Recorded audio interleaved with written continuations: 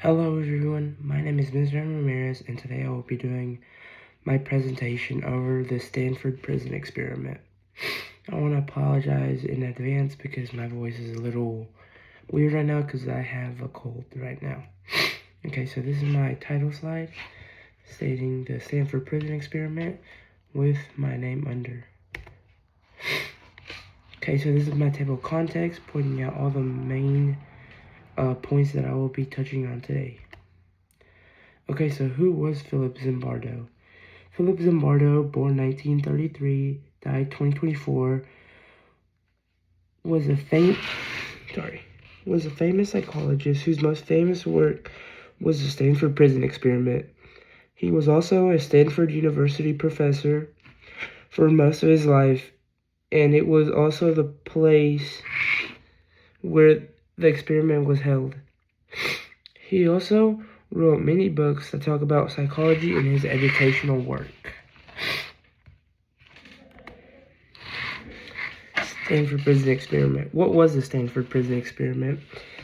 The Stanford Prison Experiment in 1971 was a psychological, psychosocial experiment that studied how different positions in society affect the behavior towards one another.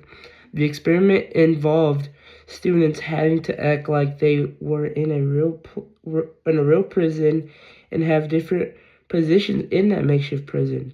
The experiment took place in the basement of Jordan Hall in Stanford University. Okay, so my next slide is narration of the Stanford Prison Experiment.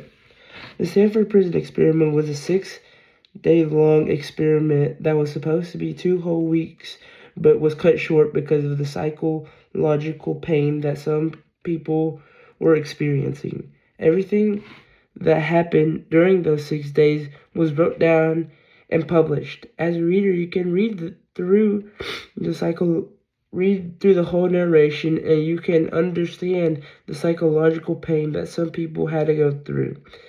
The guards of the experiment had an enjoyable time telling the prisoners what to do, while the prisoners suffered many distinct types of pain. It also gives the reader an overview of everything that happened in chronological order. It also provides some core questions about the experiment at the end.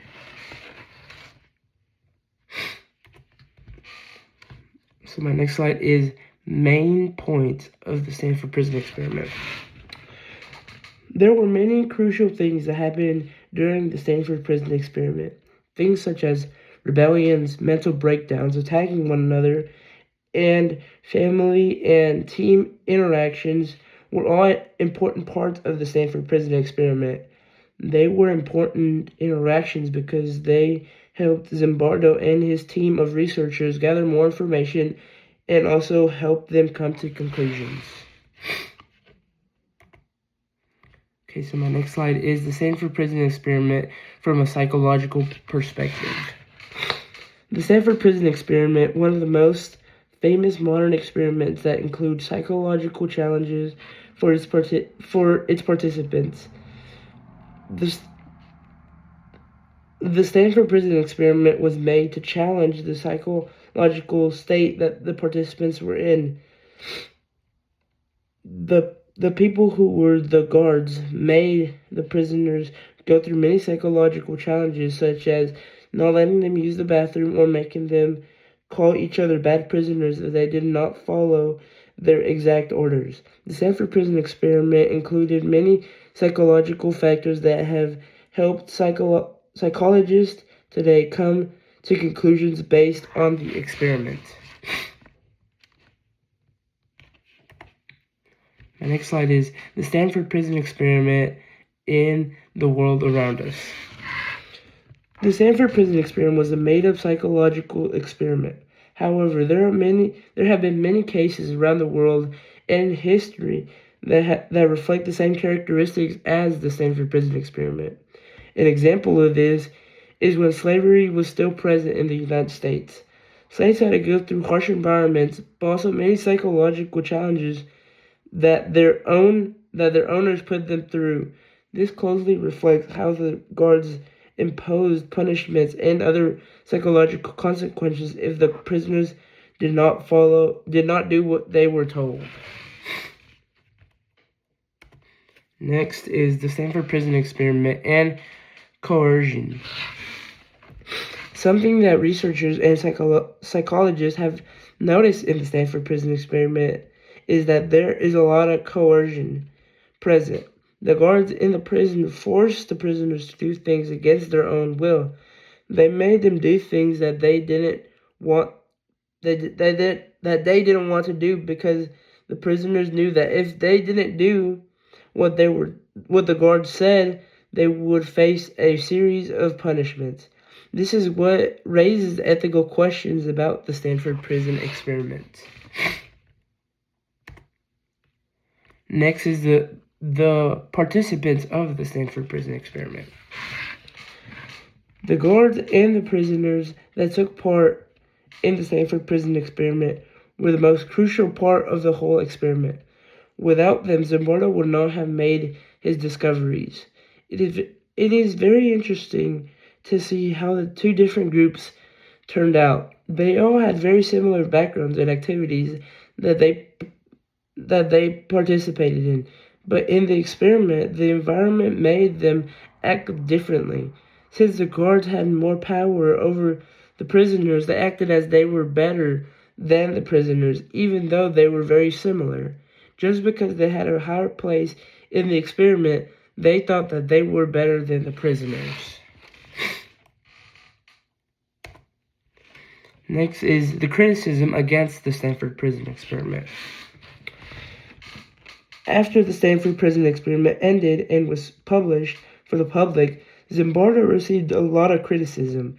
He received a lot of criticism because many people worried about the mental health of some participants after the experiment.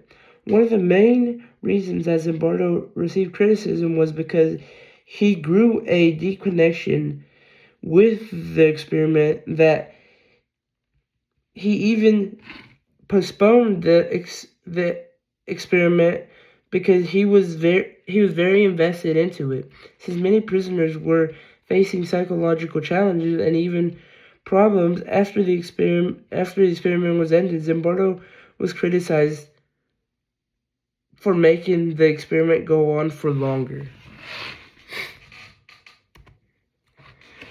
What did the Stanford Prison Experiment teach us? So the Stanford Prison Experiment taught us, researchers and psychologists, many things. The main thing that the Stanford Prison Experiment taught us is that people act differently based on their position in society. If a person has a higher or better position than the people around them, it is more likely that they might act differently. Most of the time, their behaviors are negatively charged and even affect the people that are in a lower position than them. This can sometimes be very harmful because it can make the person in the lower position feel left out or worthless. Why is the Stanford Prison Experiment important today? The Stanford Prison Experiment is very important because it teaches us many important lessons about society. It can help us predict and learn more about how society changes every day, and it even helps us understand why people act the way that they do in society. And these were my 7 resources. And thank you, that's my whole presentation.